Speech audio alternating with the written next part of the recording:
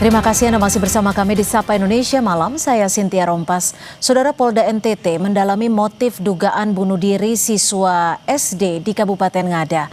Polisi telah mendatangi keluarga korban dan memberi pendampingan psikologis. Dari hasil penyelidikan awal, siswa kelas 4 yang diduga bunuh diri di Kabupaten Ngada, Nusa Tenggara Timur sempat minta dibelikan buku dan pulpen kepada ibunya. Permintaan itu tidak terpenuhi karena sang ibu tidak memiliki uang. Siswa tersebut diduga menulis surat perpisahan kepada ibunya sebelum mengakhiri hidup. Polda NTT sudah mengirimkan psikolog dan konselor untuk memberikan pendampingan kepada keluarga. Kita sudah mengirim juga psikolog maupun konselor untuk memberikan pendampingan kepada keluarga korban. Untuk sementara dari hasil penyelidikan awal, dari hasil olah TKP demikian. Karena ada kekecewaan atau ya kita masih kita dalami lagi ya. Cuma yang info yang pertama dari hasil olah TKP, laporan yang saya terima dari anggota di lapangan khususnya Polres Ngada demikian. Terkait kasus siswa SD yang diduga bunuh diri di Kabupaten Ngada setelah sebelumnya dikabarkan orang tuanya tidak mampu membelikan alat tulis, Gubernur NTT Melkiades Lakalena mengakui pemerintah gagal menjaga warganya. Ia berharap seluruh pihak di NTT mencegah agar kejadian serupa tak terulang lagi. Ini kan kita tidak tahu apa yang salah, tapi berarti peranata sosial kita berarti gagal untuk ini. Pemerintah kita juga gagal, provinsi sama, kabupaten Ngada juga sama. Kita punya peranata agama juga gagal, peranata budaya juga gagal, sampai orang mati karena di situ ini. Nah untuk itu saya minta kita sudah ada di tempat ini, para pejabat daerah, saya juga sampai waktu itu di diri sendiri. Kayak begini cukup sendiri terakhir sudah. Saudara, siswa sekolah dasar di Ngada NTT diduga mengakhiri hidup karena kecewa tidak mampu memiliki pulpen dan buku. Mengapa kisah memilukan ini bisa terjadi di Indonesia? Kita akan membahasnya bersama Bupati Ngada, Nusa Tenggara Timur, Raimundus Bena, dan juga psikolog anak Vera Itabiliana. Selamat malam Pak Bupati, selamat malam Mbak Vera.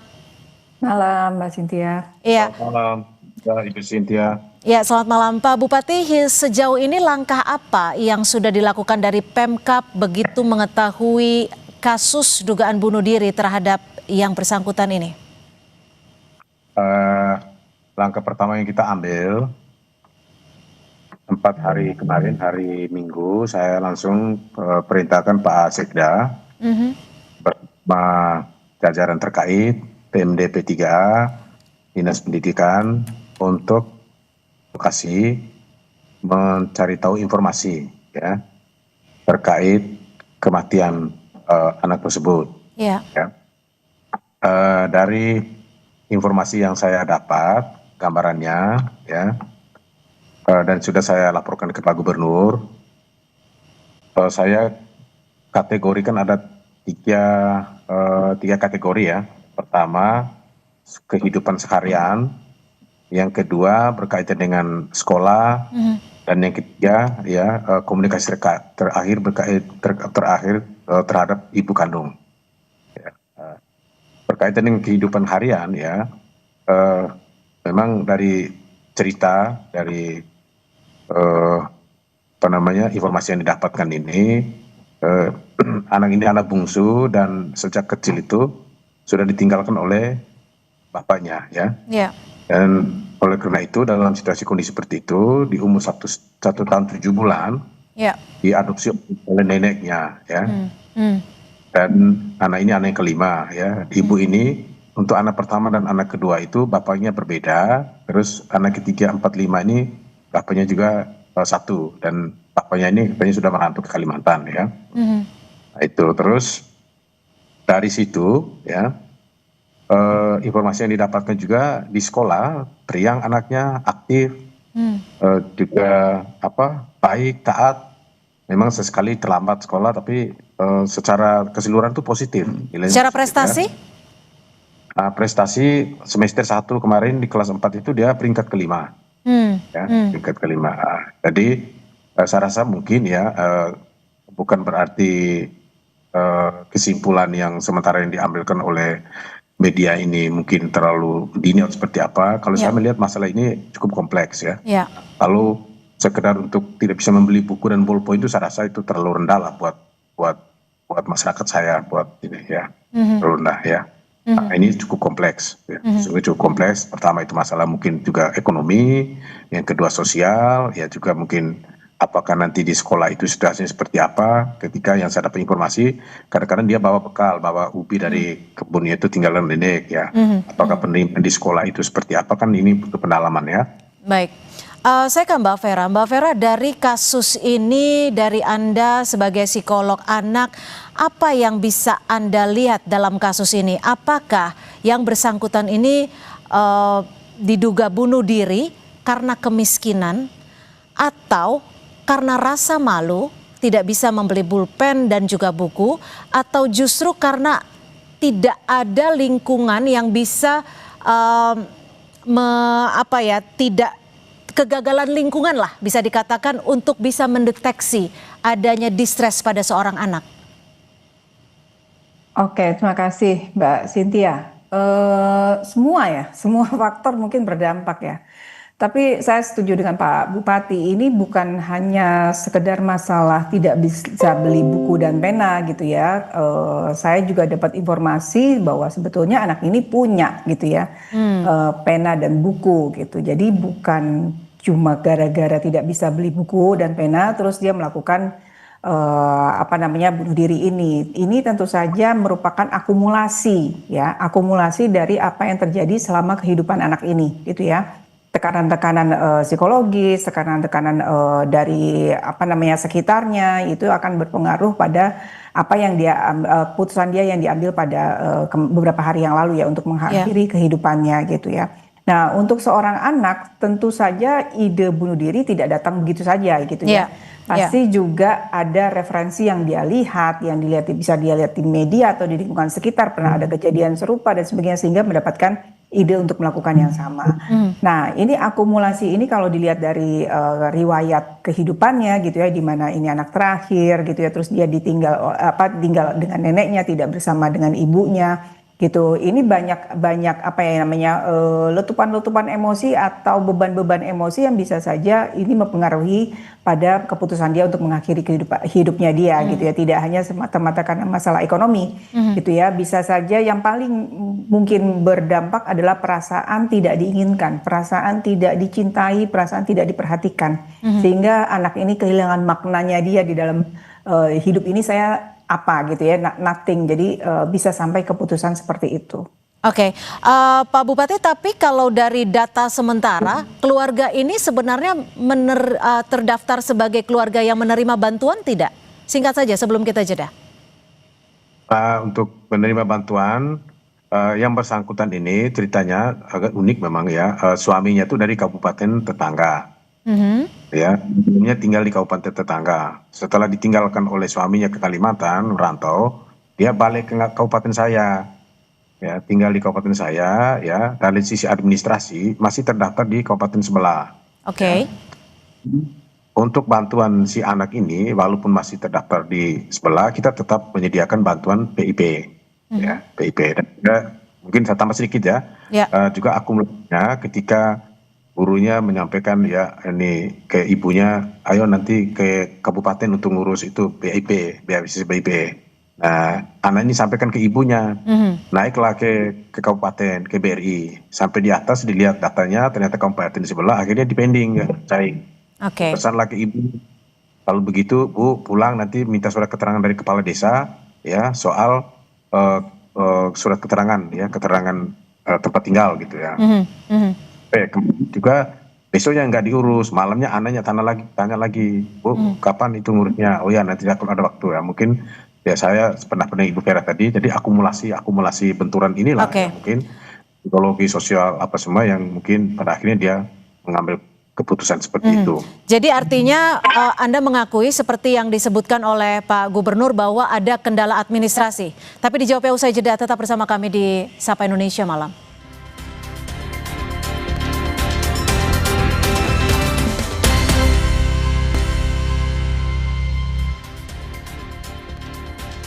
Seorang anak berusia 10 tahun diduga mengakhiri hidupnya dengan cara bunuh diri. Lalu seperti apa evaluasi yang akan dilakukan? Saya masih bersama dengan Bupati Ngada. Pak Raimundus, kalau tadi disebutkan oleh Pak Gubernur bahwa mengakui ada kegagalan, ada pula kendala administrasi. Lalu apa yang sebenarnya terjadi dalam sistem administrasi untuk memberikan bantuan kepada warganya? Apakah ada sistem jemput bola untuk memastikan bahwa warga yang seharusnya menerima bantuan sudah sepatutnya mendapatkan haknya? Ya, saya yoganya begitu, Bu. Saya rasa ini juga sebuah tamparan koreksi, ya. Sesungguhnya kita harus jemput bola. Hal-hal administrasi itu tidak harus membatasi haknya untuk mendapatkan bantuan, ya. Oke, Mbak Vera, kalau dari psikolog anak sendiri, sebenarnya untuk seorang anak laki-laki berusia 10 tahun dan juga bertempat tinggal yang bisa dikatakan di lokasi yang bisa dikatakan sederhana, sejauh mana seorang anak ini bisa memahami arti kematian dan apa yang menjadi penyebabnya ketika seorang anak memilih untuk mengakhiri hidupnya dengan cara yang tidak wajar? Oke, ini kan sebuah tragedi yang kompleks ya, Mbak Cynthia. Jadi tidak hanya masalah ekonomi, tapi ini kan tadi seperti saya sampaikan ini akumulasi gitu ya.